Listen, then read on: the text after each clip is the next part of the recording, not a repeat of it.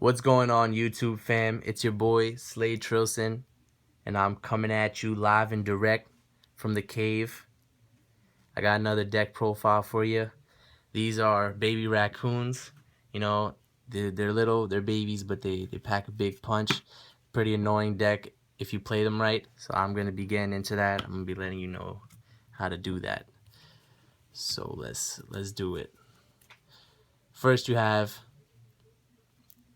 3 baby raccoon Ponpoco. It's your main card. You have baby raccoon Tantan, the second one. These are your 2 main cards. They go off each other well.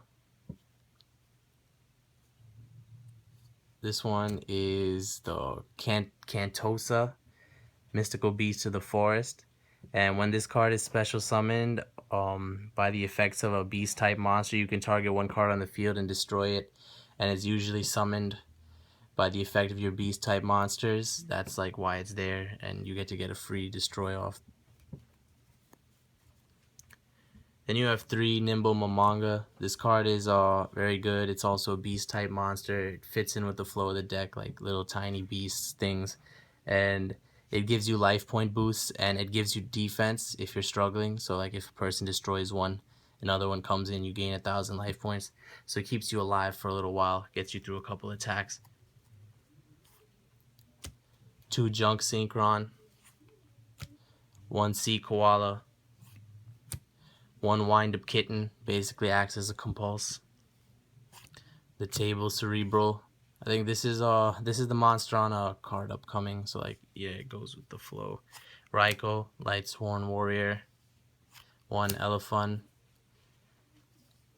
and 2 big beasts, Beast King Barbaros and Obelisk the Tormentor. Obelisk is a good fit in this deck. If any deck, he's a good fit in. Like there's not a lot, so, and I'll tell you why in a second. Basically, you got 3 Obedient Schooled, and this is the main card in the deck. I'm going to tell you what it does. You can get a good look. If you control no monsters, special summon 3 level 2 or lower beast type effect monsters with different names from your deck. Their effects are negated and they are destroyed during the end phase. If you activate this card, you cannot special summon for the rest of the turn except beast type monsters. So basically, you can't special summon, but say you open with this card and you have an obelisk in your hand, you get 3 beast type monsters from your deck. Their effects are negated, so basically the purpose of that, and they're destroyed by the end of the turn, so the effect of that is you can go into your XYZ monsters, which is very clutch. Or if you have 3 of them and you happen to have an obelisk in your hand, you know, bam, you could get him out of nowhere. Or if you have him in your hand, you're just waiting on defense and you draw one of these, or vice versa. You know, it's a really good card. So that's your first card for the spells. We got 2 MSC. Creature Swap.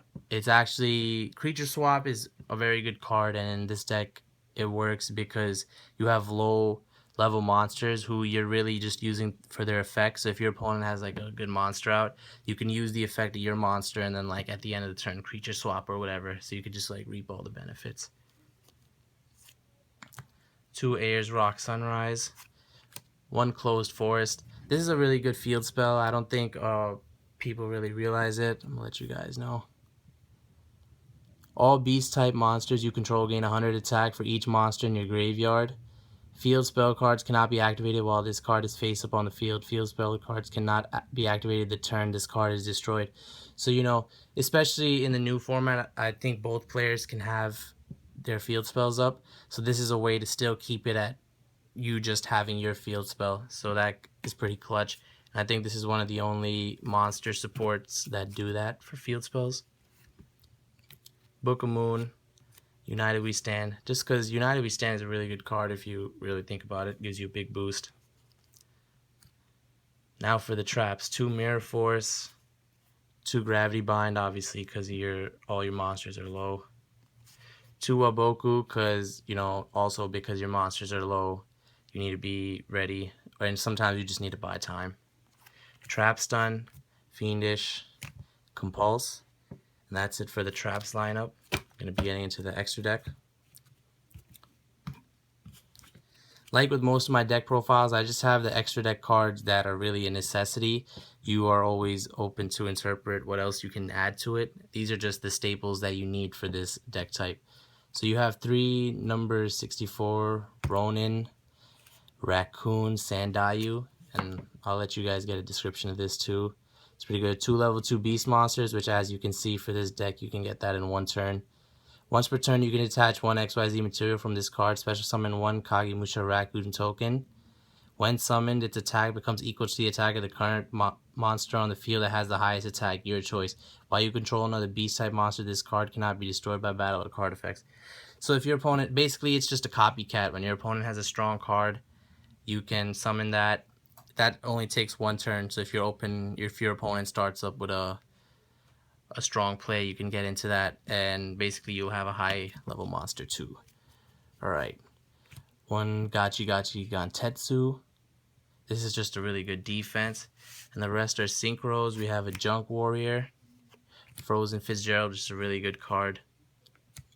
Mistbird Colossus. This guy, I don't even want to remember how to read his name. What is his name? Underworld Fighter Balmung.